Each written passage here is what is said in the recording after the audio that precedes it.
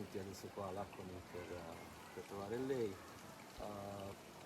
Cosa non le ho detto è che dal 2011, il 2011 era il nostro incontro con la Sardegna, la mia sorella lavorava a Calagonone da una sua amica in un hotel e ci aveva detto di visitare, per venire in Sardegna affinché lei lavora lì. Noi siamo arrivati, era un innamoramento immediato alla nostra isola, immediato, e da allora non ci fermiamo.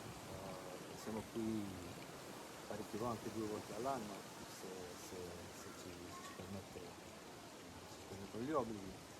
E infatti nel 2011 entrai in una libreria che è stata chiusa l'anno scorso a Calagonone, e infatti mi ha detto Elena, avevi preso il libro, avevi letto Shardana e i popoli del mare, Leonardo Melis. Ho controllato soltanto se il cognome era sardo, perché volevo il libro di una persona sarda. Perché l'ho comprato? Perché finora sono 20 anni che stiamo viaggiando da Perù, Europa, eccetera. Siamo molto interessati alle civiltà, alla nostra storia come umani, alla nostra storia, quella che forse non è raccontata interamente o come dovrebbe essere raccontata. Ecco, questo è il nostro contatto con la Sardegna, il nostro contatto con il suo lavoro. A partire con una domanda, il successo del suo primo libro, Shardana e i popoli del mare, penso che è ovvio a tutti. Se mi può dire 2 parole da dove è uscita da dove è venuto il suo interesse per i popoli del mare, per il Shardana? Qual era il momento forse nella sua vita che che l'ha tirato, che ha detto ok, adesso da qui in poi Leonardo Meli si occupa dei Shardana e dei popoli del mare? Io pensavo che mi avrebbe chiesto come mai ha scritto questo libro. Invece la domanda è diversa. Come mai si è avvicinato ai popoli del mare? Prima rispondo a quella che io ho intuito. Io non ho scritto un libro perché ho deciso di scrivere un libro. Quello che io facevo da anni, ma forse da 30 anni, 35 anni, era una ricerca per un bisogno mio.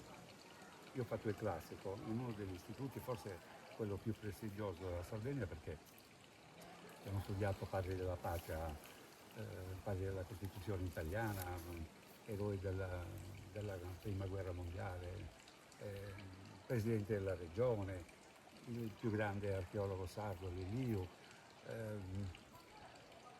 I grandi cervelli sono usciti da lì.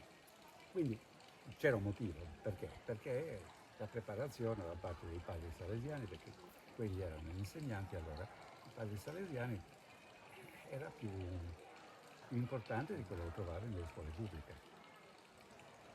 E qualcosa è partita proprio da questo modo di preparare, di insegnare la storia da parte di qualche insegnante salesiano.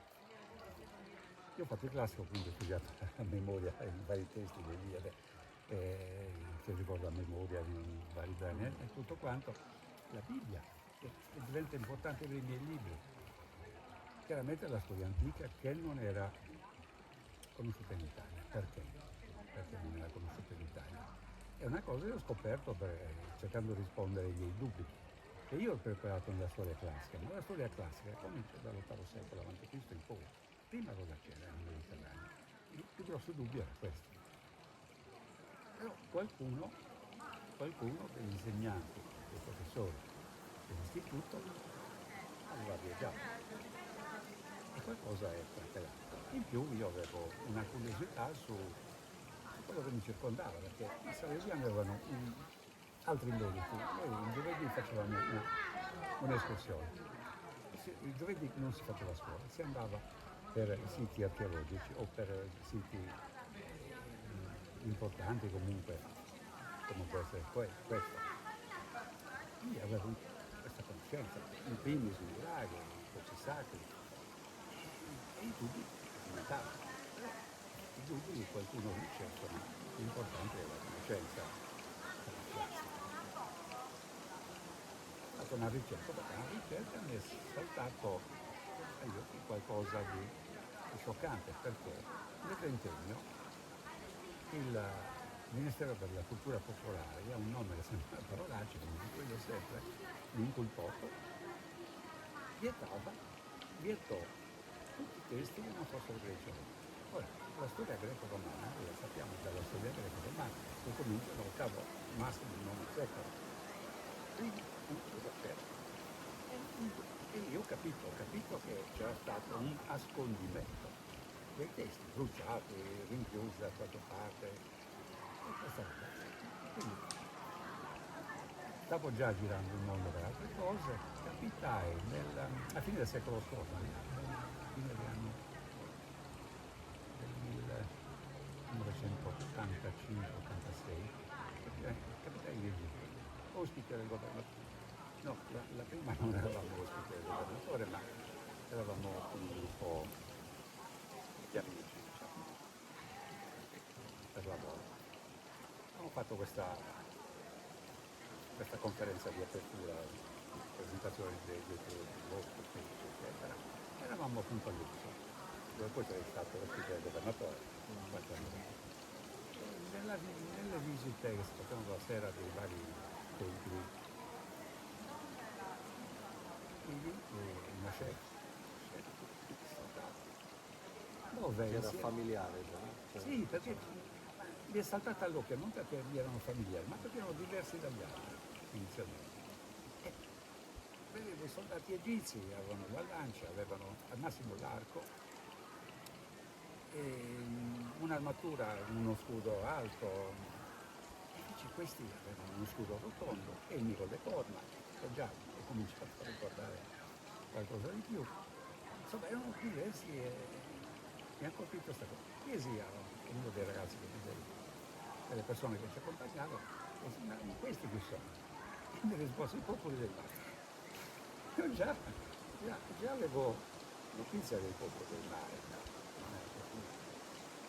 Già da parte. E però da dove venivano? Dall'Italia, dal Mediterraneo. E da dove? Esattamente, insomma, io speravo Sardegna, da Venezia. Crollato qualcosa, però abbiamo cercato di recuperare. E ho fatto questo, ma volevo fare altre ricerche, perché io il sospetto lo avevo. I concetti sardi li conoscevo bene. Soprattutto alcuni concetti che sono chiamati perfettamente a questo. In più, quando ero in collegio, noi avevamo un cinema e un teatro che aveva film di prima visione. Uno di Asti di Gabriele. E ho visto il film di Cécile Delisle, 10 comandamenti, che è stato ritenuto fino a Guerre Stellari, è stato ritenuto il film con più trucchi cinematografici, insomma più 11 Oscar, una cosa più bel film, insomma, al di là del piacere o non piacere. E avevo notato delle cose che mi erano piaciute, per cui questi soldati appunto erano quelli del muro del Tempio, capì? E ricordai anche che, non ricordo se Nefertari, la moglie di Ramesse, o la madre di Mosè, disse una frase che mi aveva incuriosito al suo tempo: lui vi farà inseguire dei mercenari sardi. E scoppiò la scintilla. E quindi quando tornai in Sardegna, in Italia, eccetera, mi ripresi a cercare qualcosa, non riuscivo a trovare, quindi cercai nei siti qualcosa, riuscii a scoprirlo, finché non arrivò un'altra azienda in cui io conobbi io chiamavo Solcia, e io ho scoperto che lavorava per Giacopo di Mediaset, mi sembra che adesso stia lavorando a Mediaset. Non so se fu una fortuna o una stanotte, diciamo. Comunque lei riuscì a farci ospitare al governatore. Addirittura lui ci faceva ascoltare da un autoblindo e io a fianco avevo anche fianco in macchina, avevo due ragazzi in borghese, Mi ha fatto, cioè, ho dovuto fargli conoscere per il motivo che sapeva la sua ricerca, sì. per fare, Sì, penso questo è importante. per cambiare questa, Certo. da dove vengono, da Venezia oppure da, Sì, sì. da Sardegna. Esattamente, mi è sfuggita sta cosa perché io io facevo già ormai avevo scritto un libro quando andai la seconda volta in Egitto. Dal governatore. La Dal seconda governatore, volta. sì, eravamo già nel 2008-2009, Quindi Sardana e i popoli del mare erano dopo già. erano già stati scritti anche altri libri.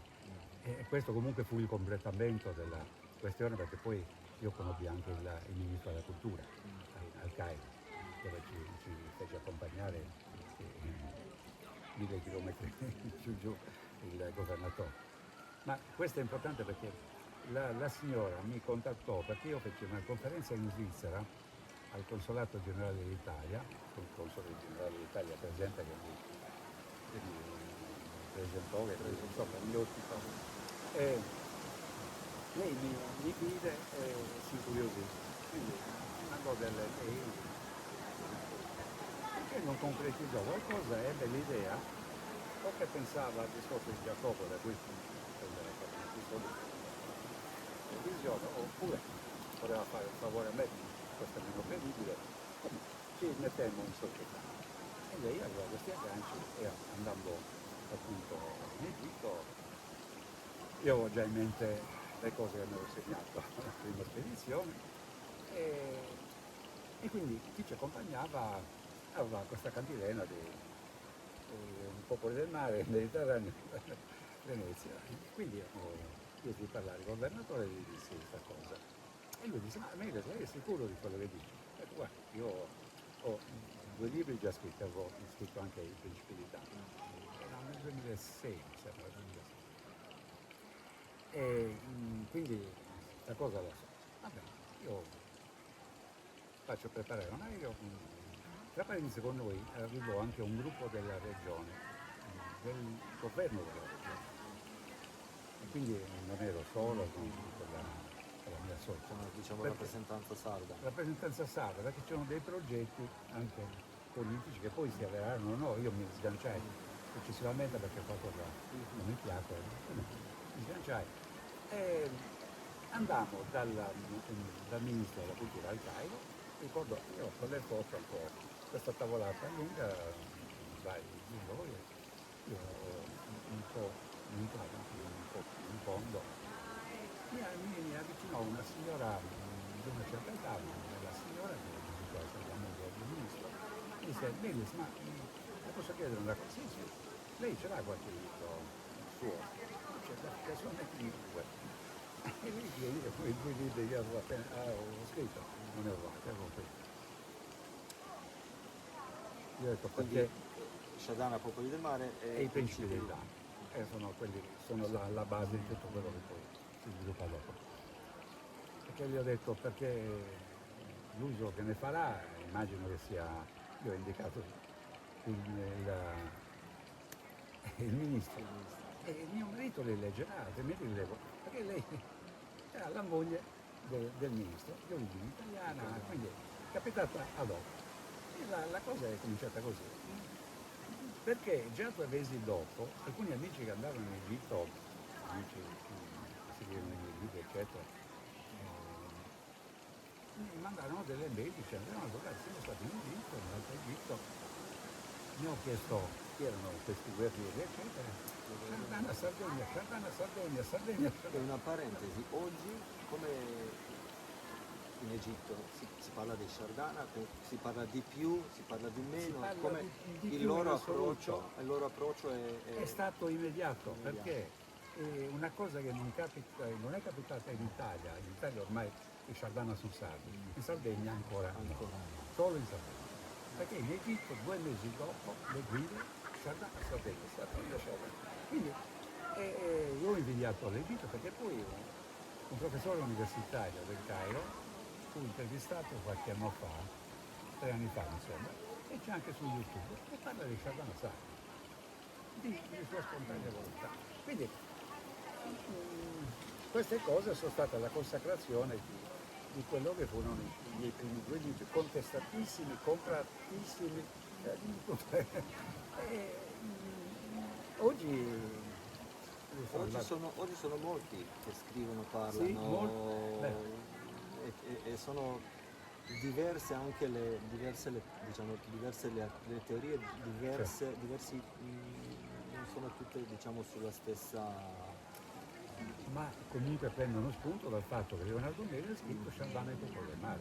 Perché, a parte qualche parentesi nel secolo scorso, due persone che io chiamo i maestri, Cartarraspi, che è un editore oltre che archeologo e giornalista, e Bruno Vacca, che è un grande esploratore che ha girato il mondo con Civella, loro scrissero di Sciardana, ma un capitolo, non so, all'interno di un loro libro sulla Sardegna, ma un libro sui Sciardana, sui popoli del mare, perché io inizialmente volevo fare un libro regionale, chiamiamolo così, perché un piccolo editore che stampava a magliette, allora un po' un editore serio, eccetera, non che non fosse serio allora, anzi lo era molto perché è stato lui che provoca il stacco, io non volevo scrivere libri.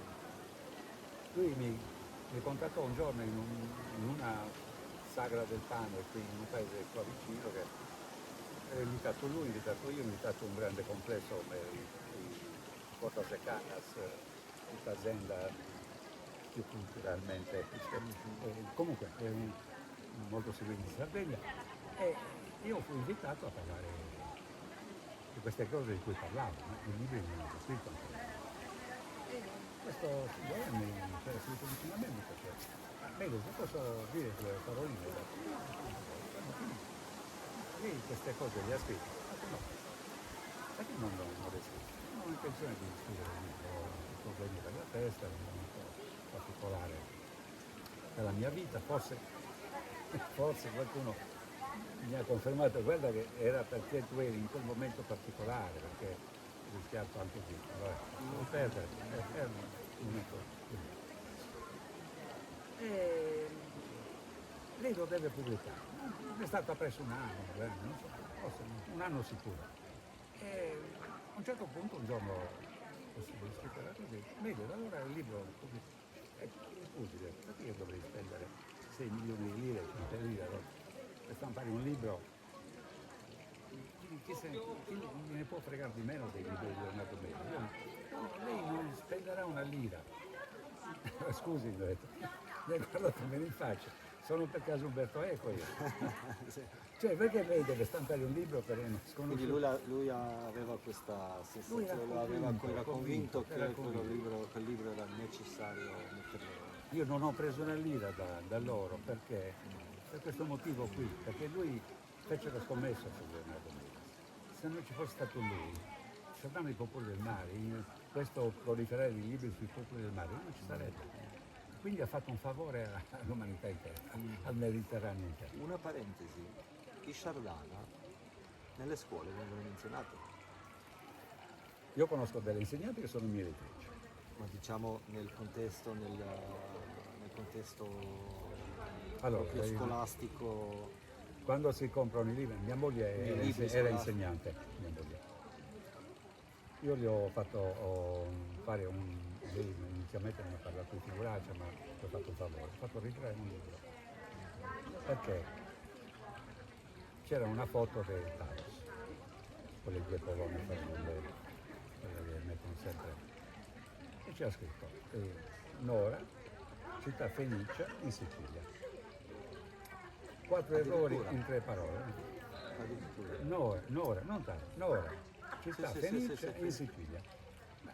Ecco, scusa, ma queste cose insegnate ai ragazzi? Ma io insegno quello che c'è nel libro. Questa è una bugia, questo è un errore. Non si può, non c'è un filtro, qualcuno che controlla. Ci propongono questi libri e noi decidiamo di scegliere il giornalista Quello si può scegliere da quello che è proposto.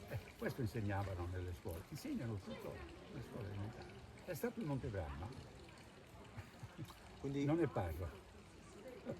ci sarà una domanda. Quindi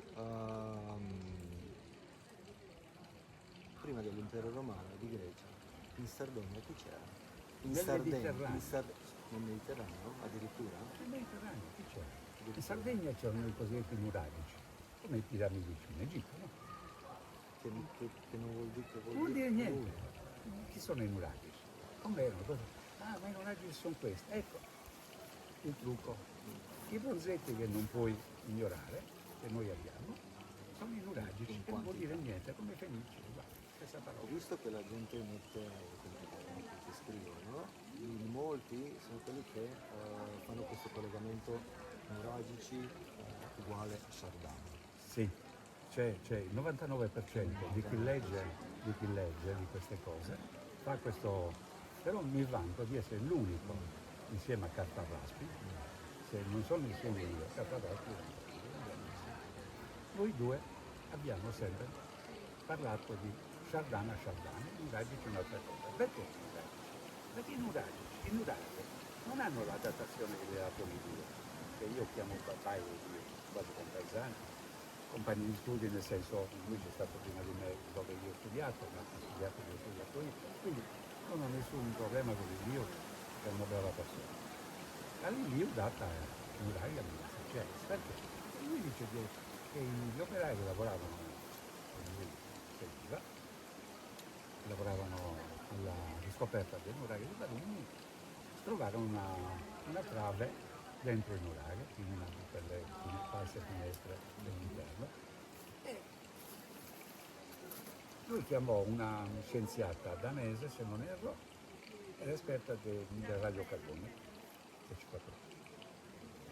Fece analizzare la trave e risultò 1600. Poteva essere 1750, 1750, c'è una forma.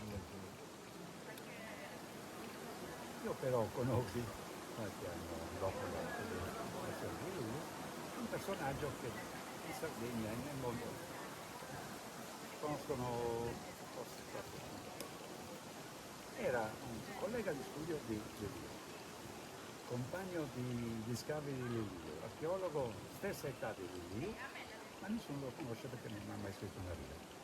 Solo che lui lavorava insieme a Lelio, sono i due scopritori.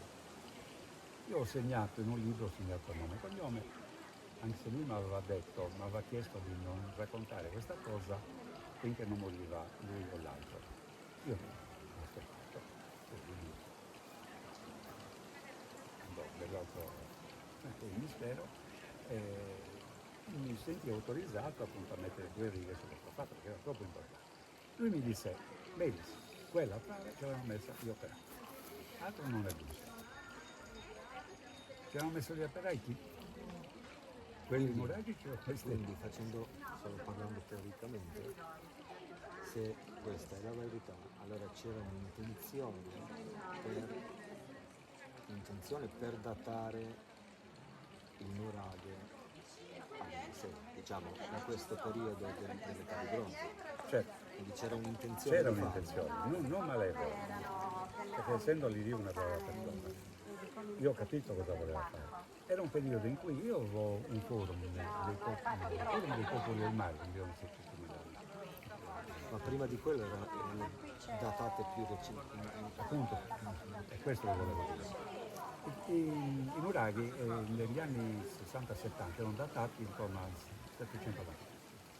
Ho cominciato a salire, forse effetto Cartarraspi, effetto Bruno D'Arco, non lo so, qualcuno lo faceva salire, retrodatare, anzi, non sempre, retrodatare, un anno indietro, si stava raggiungendo, insomma, eravamo già nel 2005, e lì io penso che abbia, non so per quale motivo, forse per mettere un ordine o un altro, bloccare una data al 1600. Peccato che qualche anno dopo a Borore scoprirono dei vinaccioli in un nuraghe,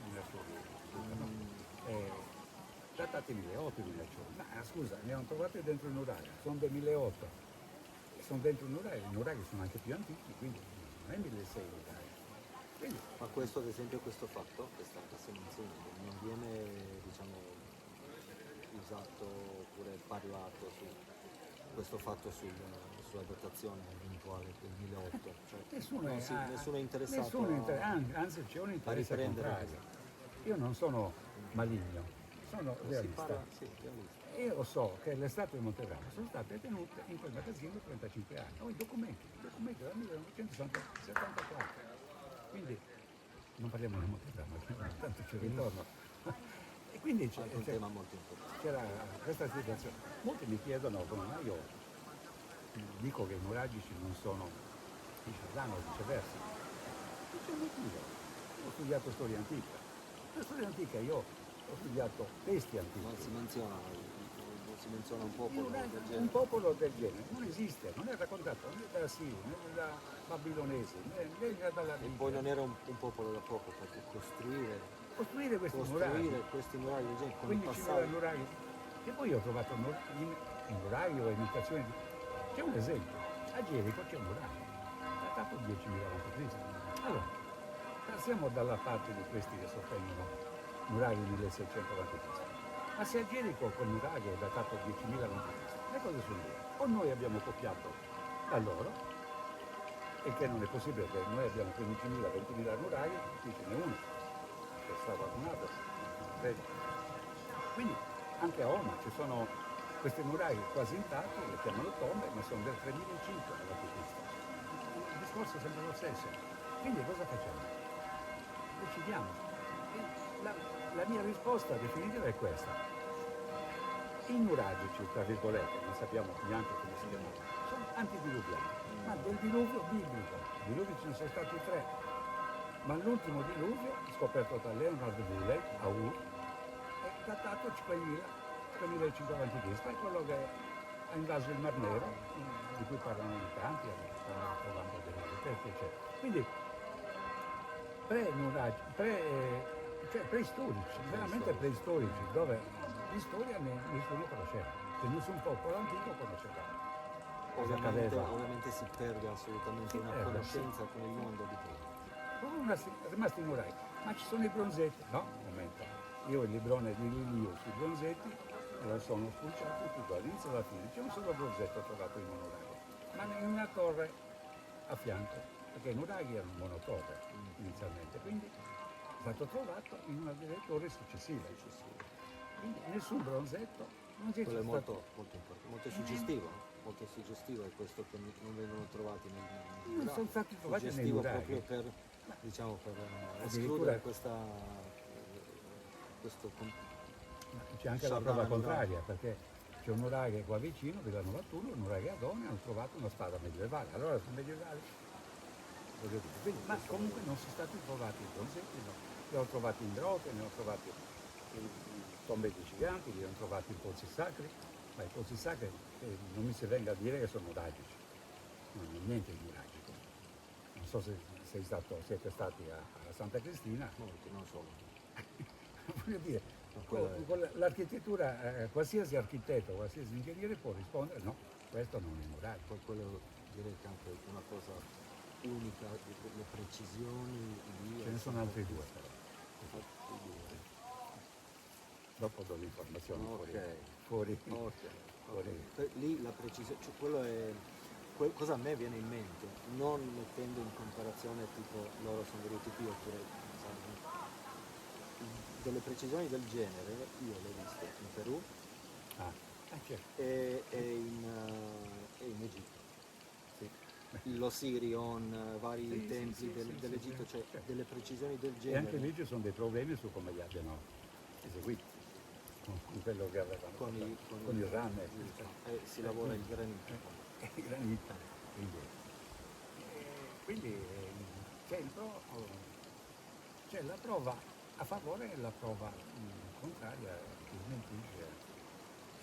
Quindi parlando dei Shardana, escludendo questa cosa nuragica, a cui ovviamente non si trova una risposta ancora, che sono nuragici. Chi sono i Shardana? Il Chardin è molto facile. Diciamo che io nei miei libri preciso che sono stato 35 anni a studiare il Chardin, ma quando ho cominciato a scrivere i miei libri, Da sono passati altri 20 anni. da dove iniziano, perché nei suoi anche libri, eccetera, si menziona anche il Medio Oriente, si menzionano le migrazioni, si menziona la Sardegna, si menziona il Sumer, quindi ecco, se può... Sì, io spesso trovo, specialmente sul primo arrivo in Mediterraneo, dei popoli del mare, parliamo di popoli del mare, che i sono questi Shardana modelli, sarebbero parte dei di popoli del mare.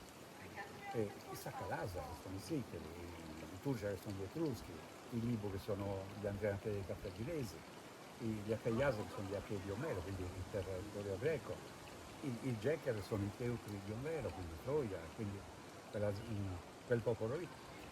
Loro E in vengono più, tutti menzionati anche dagli egizi, vero? ma gli egizi soprattutto, io faccio un elenco dei popoli del mare grazie al papiro Ares e altri. Oggi i testi egizi, per fortuna, li hanno tradotti in inglese e li studiano tutti. Chi scrive libri sui popoli del mare, oggi va su internet, Google, copia e via, senza offesa. Però è così. Quando ho cominciato io c'era un accidente, c'era qualcosa su Wikipedia francese, Quindi lei si è occupato di una vera e propria ricerca la ricerca era quella che serviva a attraverso la me. letteratura e poi l'importante andando nei templi, E nei poi andando nei posti. templi a vedere, cioè, quando io trovo le documentazioni, addirittura è capitato che ho scritto del libro che prima guardavamo, quello sull'elettricità eccetera, che non volevo scrivere, ma era più forte di me. Il nome del libro?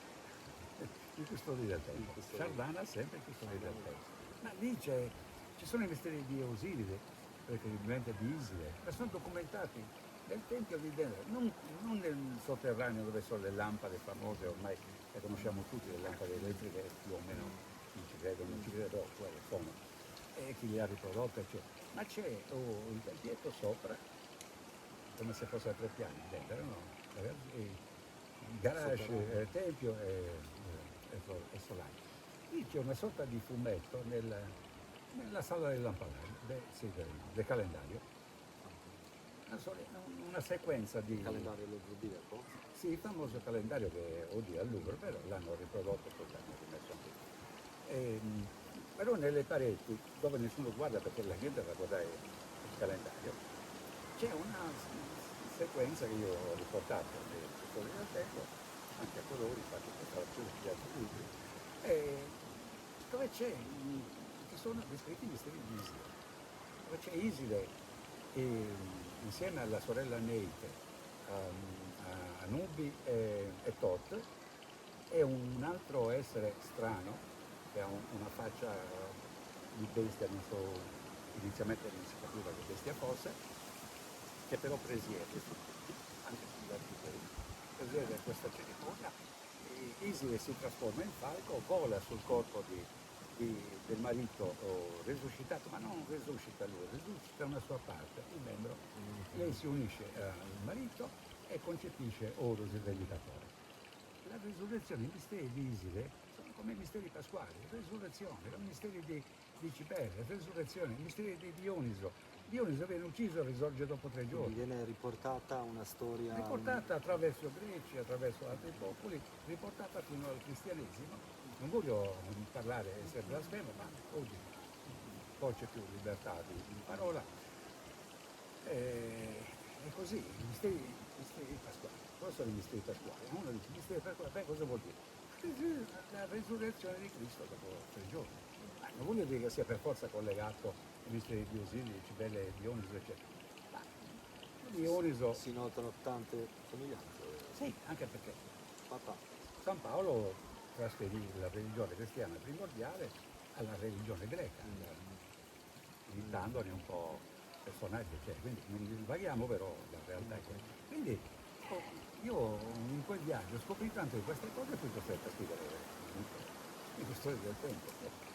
E poi Shardana sono sardi. E i Shardana sono sardi. Cosa Shardana sono facevano sardi. nel Medio Oriente? Ecco, il Medio Oriente fu un ritorno, perché la storia dell'umanità è costellata di popoli che vanno a ovest, est, sud, nord, ma anche gli stessi popoli alle volte, che vanno da una parte all'altra. I popoli del mare, lì documentato, abbiamo la migrazione da Ur, quella è raccontata anche dalla Bibbia del personaggio Abramo, che è un Parliamo di principe. anni?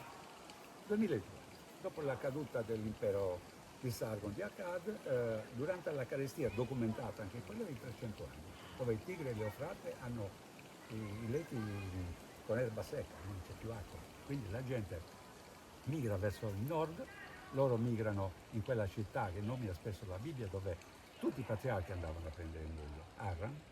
E ad Arran, casualmente a Arran ci sono delle costruzioni con le come chiamarle, cupole dei nuraghi, quelli a ogiva, no? L'arco, non l'arco a tutto tondo, l'arco tipo quello gotico, per capire.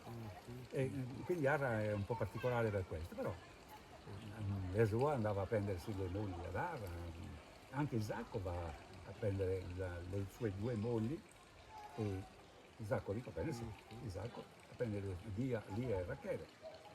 Quindi Quindi c'è una prima uscita una prima uscita da Sumer, da Ur, da Ur. nel 2002. Però anche questo è documentato dalla Bibbia, c'è una strana inversione in marcia nel racconto di Abramo. Lui torna giù verso Canaan e poi verso l'Egitto, addirittura lui va ospite del faraone. Non era un pecoraio ricco Abramo, era un principe, è scritto nella Bibbia, no? Lui compra un terreno per seppellirci Sara e ce l'ha un Etteo, gli Ettiti, la storia ufficiale non la conosceva ancora, però la Bibbia li nomina.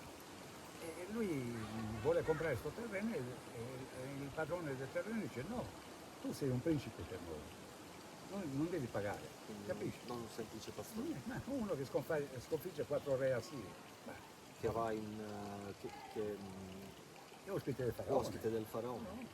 il quale voleva sposare la sorella. Lui dice no, e lui non poteva dire che aveva moglie perché la Bibbia che l'avrebbe ammazzato, ma non era per questo, era perché la sorella era anche la moglie. No? E quindi c'era questa usanza tipo egizio anche. Quindi c'è questa invasione in marcia, alcuni però proseguono, un gruppo prenderà la via del Dnipro, quindi verso la Bielorussia dove c'è poi il Divina, fanno 200 km a piedi con le barche sulle spalle, barche leggere, quelle che Infatti avevano. parla che questa parte diciamo, per la terraferma anche c'è un nome. è vero, Sì, c'è un- sì, sì. Ho conosciuto una ragazza di queste che venivano alloggiate dopo la questione di Chernobyl, no? Venivano in Sardegna, in Italia. E, lei mi confermò che quel pezzo di territorio si chiama ancora la via delle navi. Che senso ha in Bielorussia un nome del genere? Quindi, comunque poi arrivando nel Baltico si insediarono in Danimarca, Islanda, in Quata Betania, i nostri cugini, i cugini di Giordano. Però l'altro gruppo con Abramo alcuni si fermano nel Libano e col legno dei cedri fanno una flotta e vanno verso Occidente. Sono i popoli delle isole, la Bibbia le nomina. Il guai è che ci sono almeno la metà dei nomi che io ho decifrato sono popoli del mare. Cioè, è assurdo che la Bibbia parla spesso dei popoli del mare, ma qui ne sta parlando più all'inizio, quando c'è la tavola della gente, dopo Babele, quando c'è la confusione la gente se ne va a destra, manca. Quindi la Bibbia commenta, dopo questo elenco di questi che vanno verso occidente, questi sono i popoli delle isole. Per cui c'è Dodan, eccetera, tutti quelli più conosciuti per Pereset che si fermeranno a Creta, Delle che sono? i Filistei, I Filistei. i palestinesi. E loro erano lì dal 1300 perché la Bibbia stessa, il nome dice vennero da Caftor. Che sarebbe Quando? Creta. Creta. Quando vengono da Caftor? Ora la Bibbia sta parlando dell'Esodo in quel momento, all'incirca, anche se è riscritta la Bibbia almeno 2 volte, però sta parlando dei vecchi libri, commentando appunto questa cosa che i Filistei stanno arrivando ed è il periodo dell'invasione dei popoli del mare. L'altra migrazione è contraria, cioè dall'Occidente questi popoli torneranno in Oriente. E C'è poi un parliamo motivo. di anni? 1200 a.C., la datazione di Troia, la datazione della distruzione di Ugari, dove adesso sono tutti lì che è stato un terremoto, no, è stata un'invasione di barbari, è stato uno sbarco di mezza flotta di questi che andarono a Troia. Forse è meglio fare un attimino un passo Sì, indietro. sì. Allora, a un certo punto è scritto nel papiro Aris, scritto per conto di Ramesse III, il pronipote di Ramesse II. Ramesse III cosa dice? I popoli delle isole, del grande mare, fecero un patto tra di loro e tutti i popoli dei nostri vicini sono spaventati, nessuno li può fermare. Chi aveva paura? I due grandi imperi, no? Di No, questa cosa. non i due grandi imperi. I popoli del mare si riuniscono al largo della Grecia, aspettando il Quatadetame che probabilmente una parte Oppure veniva da... tutti gli imperi presenti Quasi, sulle coste. ma infatti quando parlamenteranno con Ramesse III diranno guarda che ti abbiamo appena distrutto i regni dei tuoi nemici e amici. Poi parla che non distruggono tutto quanto, non distruggono le No, rocce. le rocche di comando. Perché in Grecia cosa fanno? Stanno aspettando il Quatadetana, non arrivano il Quatadetana e a un certo punto gli stessi Acaiasi dicono muoviamoci. Allora vanno a Tirinto, la rocca, via. Il re, poi bruciato, ammazzato, quello vuoi voi. Poi Micene, la storia di Agamennone è al contrario. Micene viene distrutta per prima, insieme a Tirinto. Ma è documentato, la Grecia in quel periodo ritorna a una popolazione di un quinto. Perché? Perché gli Acaiasa, gli Achei, gli Omero, partono insieme agli altri. Dove? Verso Troia, verso Ilia. E a Ilia faranno la stessa medicina alla famiglia di Priapo. Chiamiamola come Si vogliamo. aggiungono alla flotta, si aggiungono a tutti quanti. Allora la flotta si divide in due, ecco il punto. La flotta si divide in due, non so quante navi fossero, però aspettando il Quatadetana, i Sardana e probabilmente i Vasascia che forse, arrivano dal Baltico. dal Baltico, quelli che arrivavano almeno dalle colonne d'Eracle, perché alcuni forse hanno fatto il percorso contrario dagli Dnieper, perché poi lo fanno i vichinghi nell'Ottocento, quindi era praticata quella rotta. Ma questi passano probabilmente dalla colonna d'Eracle. Aspettando il Quatadetana, la flotta Sardana, i Sardana non sono a Troia, io sono stato ingannato nel primo libro, non sono a Troia i Sardana, almeno quelli salvi, non sono a Troia. I Sardana e i Vasasci, che forse sono i corsi, aspettano il Quatadetana. Quelli sardi, poi lo spiegherà perché dice sardi, perché sono anche in Iberia, in Sardana. Sì, sì, in Iberia, in Catalogna. In Catalogna abbiamo ancora, abbiamo questi non parlo come pensato a Barcellona. Quindi, perché questi aspettano il Quatadetana? Un po' per aspettare il Quatadetana, che poi ritroveremo una parte, ritroviamo Troia, forse sono quelli che hanno fatto il percorso inverso del Dnieper, perché Omero, in greco li chiama Che, ma li chiama anche Dane, sbagliando. Io nel primo libro, nella prima edizione, scrissi che i Danei sono i Sardani, sbagliando, non sono i Sardani, perché poi sono andato a consultare i papiri egizi, i testi egizi, sono i Deni, e sono a fianco sia agli Achei, a Caiasa, quindi ci sono sia greci che Deni, e sia i Sardani. Quindi questi Deni chi cavolo sono? Sono i cugini del Baltico, sono loro, il Quatadetana.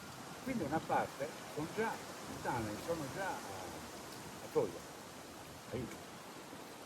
Ma l'altra parte che viene dalle colonne d'Eracle, che si uniscono ai Sardana e ai Vasascia, attaccano Ugari. Perché attaccano Ugari? È la più grande città commerciale del tempo. Perché l'attaccano? Soprattutto abbiamo... Quando faccio questa premessa la maggior parte ridacchiano gli ascoltatori, perché io dico che della distruzione di Ugari abbiamo non solo l'anno, ma anche il mese, il giorno e l'ora. Documentato. Loro attaccano. Uno si chiede come. E appunto, come mai? Adesso abbiamo altre acquisizioni nell'ultimo libro sulle mie scoperte. Cosa succede? Attaccano Ungarit perché essendo la più grande città commerciale, gli servivano Beccovaglio per l'attacco finale all'Egitto. E la direzione era quella, perché poi da Troia andranno, distruggeranno Natusa, la capitale dei Hittiti, poi scenderanno a città Che non era cananee. da poco. I Hittiti erano come la Russia oggi e l'Egitto come l'America oggi. vogliamo, come la Russia. Due Ieri imperi comunque due imperi forti contrapposti e comunque i più potenti. Qui c'è gli assiri, che potrebbe essere la Cina di oggi, per fare un po' di paragone. Quindi si avevano le vettovaglie e loro fanno questo attacco in un mezzogiorno senza sole. Mezzogiorno senza sole a me ha ricordato una frase di Patrocle, che sotto le mura di Troia, con le armi di Achille non combatteva più per il rispetto del Salere Menore, chiede a Giove di Dodona, per favore, datemi 2 mezzogiorni senza la notte, ne ho bisogno, cosa che fa anche Giosuè poi. In quel periodo. Il periodo di Giosuè è quello, l'esodo accade intorno al 1250-1220, quello che è. È durato 40 anni, quindi torniamo al 1205. Quindi c'è questo attacco a Ugarit e poi proseguiranno. Dopo il gruppo via a terra, le navi poi che vanno via da Troia probabilmente sono andate via da raggiungere quelle di Ugarit, almeno la racconta a modo suo, invece a Clasco ha preso dei racconti orali, quello che sentiva scrivere, e puntano tutti da fuori. In Egitto arrivano notizie alla messa terza, il quale dice dobbiamo prepararci a questi popoli, non sappiamo chi sono, alcuni sono detto che hanno dei nomi familiari. Insomma, arrivano lì davanti al delta le navi e quelli di terra. La Messe dice che li ha affrontati e li ha dissolti come sabbia. Quindi siamo arrivati al momento che i popoli del mare sono alle porte dell'Egitto.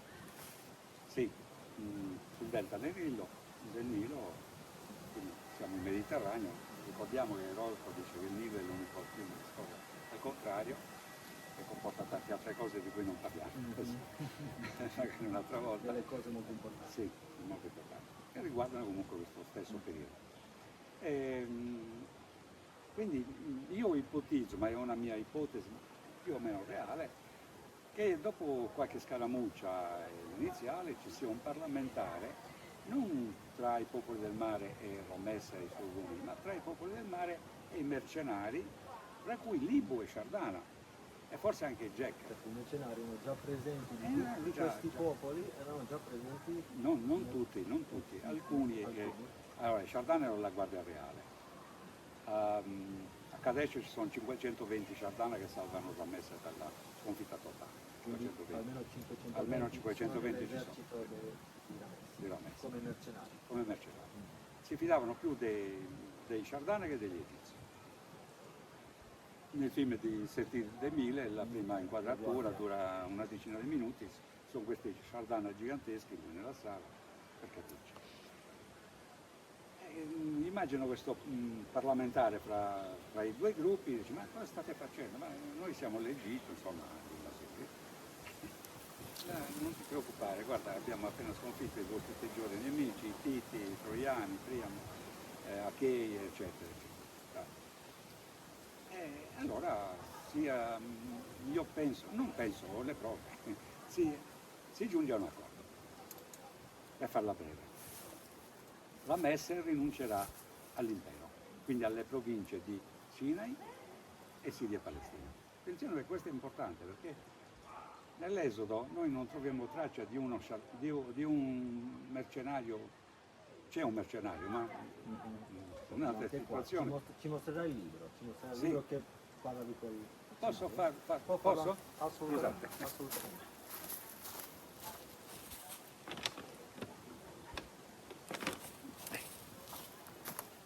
Questo signore è un generale che era prima agli ordini di Ramesse III nella zona della Siria Palestina, così si chiamava quella provincia.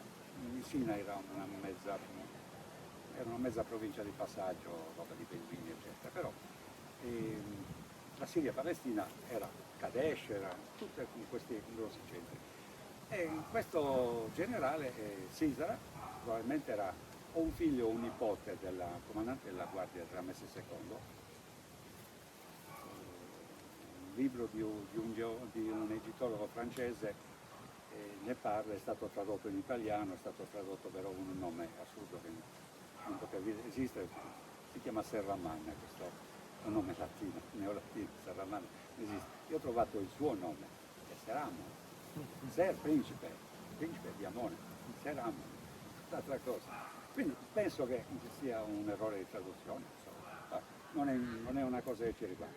Però c'è il fatto che questo generale, praticamente dopo i fatti del parlamentare che accade lì nel Delta, si ritroverà senza lavoro. Ne parla la Bibbia nel libro dei giudici, nel cantico di Deborah. Parla di chi? Di Sisera, di questo Proprio di signore Sisera? su questo carro ferrato. Lui aveva 5.000 uomini e 900 carri ferrati. Quei carri, tipo egizio, di cui la Bibbia ne parla anche con terrore, per certi motivi. Quindi magari due paroline le spenderemo dopo per Sisera. Praticamente cosa succede? I popoli del mare propongono a Ramesse di salvare il trono, contrariamente a quanto è successo a Priamo, a Benone, cioè a Micene Tori, eccetera. Sarà anche forse per i mercenari che erano lì. Ma è chiaro che da tramite hanno fatto i mercenari.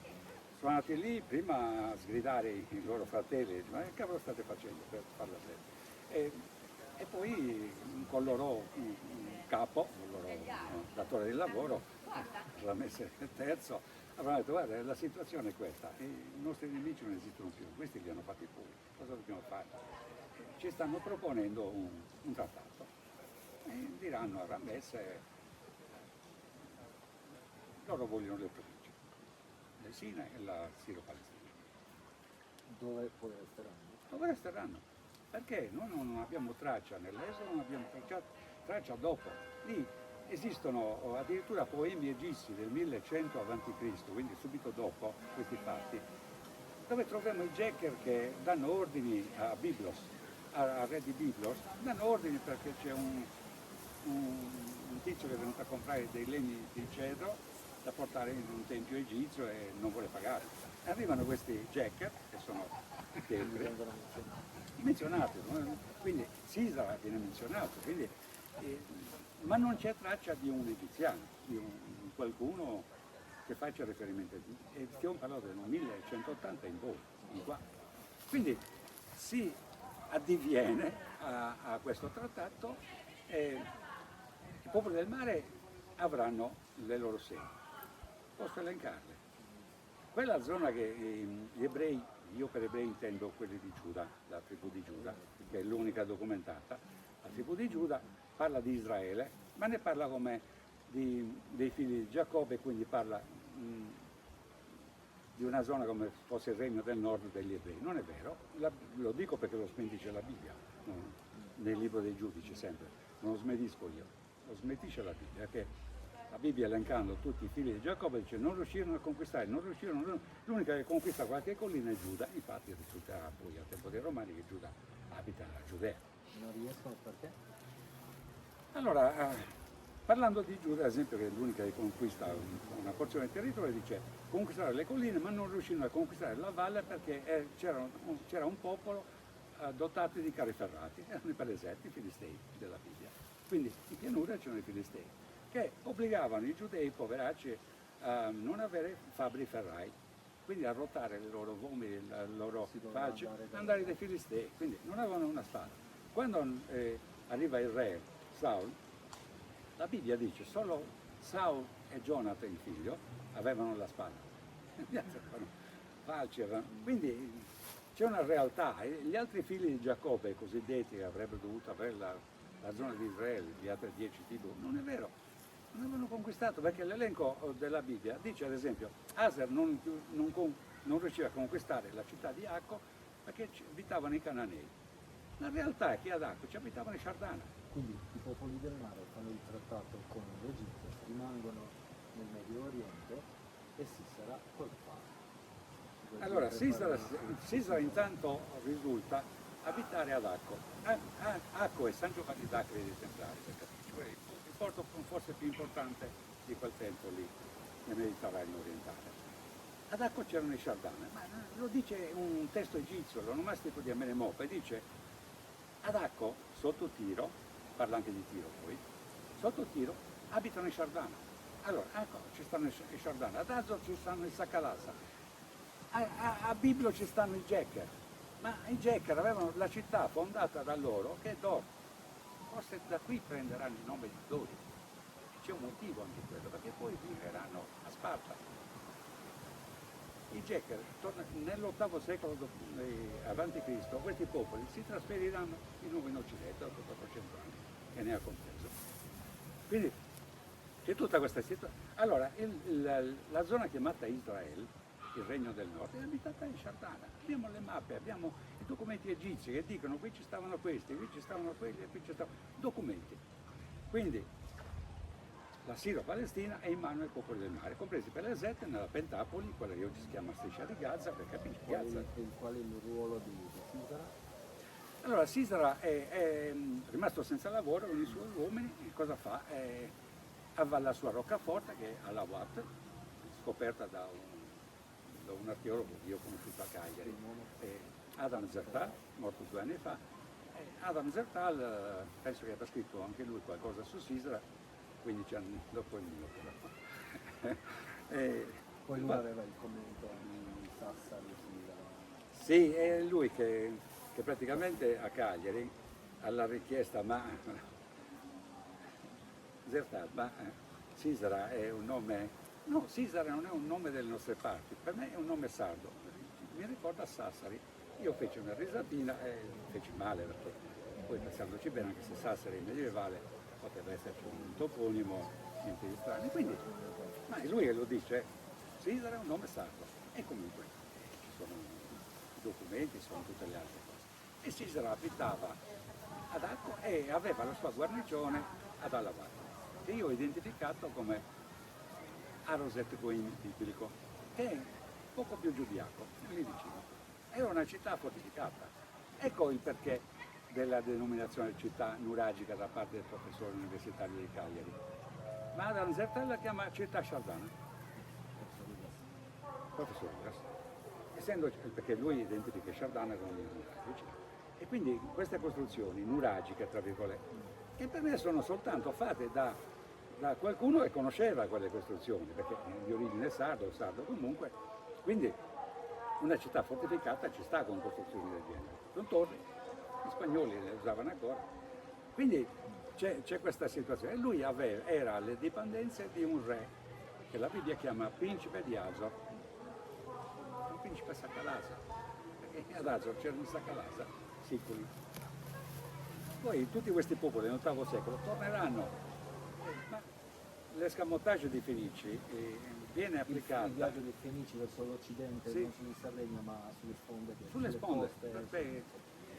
Questi hanno un impero più grande di quello di Roma, non c'è traccia di una battaglia. Perché? Perché la nascita di città, la nascita di Cartagine, ma Enea, secondo la storia ufficiale, fugge da Troia, è uscito da Troia insieme agli altri che andavano verso Attusa, come hanno fatto gli Achei uscendo dalla Grecia, andando verso Troia.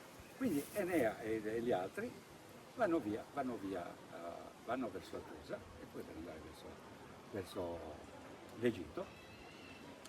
Enea esce da Troia, mettiamo nel 1180, se non voleva fare il 1200, che la data ufficiale, storica, praticamente accettata da tutti, in tutto il mondo, è la distruzione di Troia nel 1200. Questi fatti sono datati. Più Ugari, Gli è servito tanto tempo per venire 400 anni, perché lui cosa fa? C'è questo famoso uragano che affonda alcune navi di Enea, naufragi e vengono sbattuti in Tunisia, per capirci. Dove stanno i Libu? E i Libu sono quelli che stanno fondando Cartagine, la storia ufficiale non li chiama Libu, li chiama futuri cartaginesi o abitanti di Tiro. Perché a Troia Tiro ci stavano i Libu? Perché nei testi egizi, onomastico di Amenemope, non c'è soltanto Shardana ad Acco, c'è anche Libu a Tiro. Quindi i Libu stavano a Tiro. Quindi chi fonda Tiro o chi Ria riabita Tiro, sono gli stessi che riabitano in Sardegna Taros, Caralis, Nora, riabitano. Dopo 400 anni questi ritornano, forse magari avranno continuato a trafficare comunque, però da quella che noi chiamiamo Israele, biblicamente parlando, quindi la Fenicia, tra virgolette, questi vengono via e si insediano nuovamente nelle città che vanno abbandonate. Bene, anche gli Etruschi vengono via dalla Licia, dalla Lidia. E si insediano dove Si insediano nei posti. dove sono adesso, Dove sono adesso. Ma ne parla Erodoto, che è tutto dire, cioè il più grande storico greco, che dice che i Torreni, già i Tirreni o Torreni, già qualcuno dice che non è sardi, no, gli Etruschi sono Etruschi, i sardi sono sardi, non c'è nessun padre e nessun figlio, anche lì infatti, perché molti sostengono gli Etruschi sono discendenti dei sardi, no, quindi tutti questi popoli si insediano, allora alcuni popoli che non potevi chiamare Tiri, quindi c'erano anche quelli cartaginesi, o gli Etruschi no perché non erano in quella zona lì, ma vicino, gli altri li chiamano Fenici, ad esempio Mozia, Palermo e Marsala sono Sacalasa, esistevano già nel 1200, ci sono scarabei egizi, sfingi, come ci sono in Sardegna, e anche lì Fenici. Compresa l'Italia, perché l'Africani da 5 anni a questa parte, alla voce popoli del mare, mette Sciardana uguale Sardegna. Prima non lo metteva, ma almeno 5 anni a questa parte mette Sciardana uguale Sardegna. Solo in Sardegna è rimasta questa gente che non vuole accettare. Non accetta neanche che le statue di Montebrama hanno il cornellino egizio. Guardali, sono gli stessi che sono rappresentati ad Abu Simbel, a fianco al trono di Ramesse II. Hanno il cornellino, l'unica cosa che li fa egiziani, diciamo in quel momento, è il connellino a punta, che è uguale a quello di Montebramo. Perché le statue di Montebramo devono avere un connellino egizio? Perché dobbiamo avere tante sfingi, tanti scarabei, col cartili di Amenofis IV, di Ramesse II? Io ho 3.000 scarabei documentati con i cartili di Faraone. Non c'è nessun motivo, non hanno un Che un futuro. laico potrebbe chiedersi delle domande solo dai dati, dalle informazioni che si fuori, cioè da tutti questi reperti egittizzanti. No, dicono egiziani. C'è un motivo. Allora, Soltanto ho ripetuto un termine certo, che di solito perché è importante usa questo. lei. È importante questo, breve. Io ho scritto anche in Francia, quindi Sardana della Pepe della Mer è pubblicato in Francia. Ho fatto delle conferenze e vedevo che i francesi sapevano più di me. Perché? Perché a metà del 1800, un ricercatore sardo che aveva scoperto questi scarabei, eccetera, mandò alcuni disegnati allo Chabas, che era il più grande studioso di popoli del mare al mondo in quel momento, insieme al conte de Rouget, con una scritta, se sono egizieni, punto interrogativo. E lo Chabas risponde, se sono egizieni, solo che in Sardegna i miei amici più buoni, come li chiamo io, sono egittizzanti, non sono egittizzanti, sono egizi. Egittizzanti, cioè, volendo dire che assomigliano, che si vorrebbe... Sono fatti dai Fenici. Fatti dai Fenici. C'è una tavola con una scritta, un'invocazione ad Amon, la moglie Mut e il figlio Consu, una triplice invocazione in geroglifico, dietro le immagini di questi 3 dei, in geroglifico, è giustificato come prodotto da un fenicio che venne in Sardegna, che passò dall'Egitto e imparò la lingua dei geroglifici, in quanto in un sabato sera, assurdità.